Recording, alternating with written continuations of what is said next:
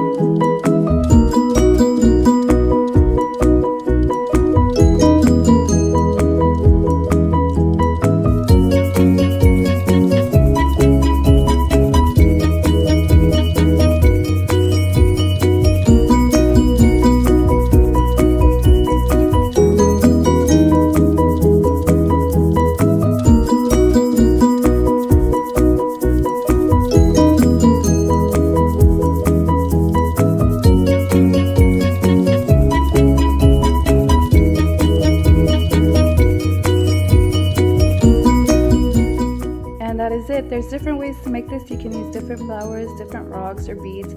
I hope you really enjoyed this video. Please give it a thumbs up and thank you so much for watching.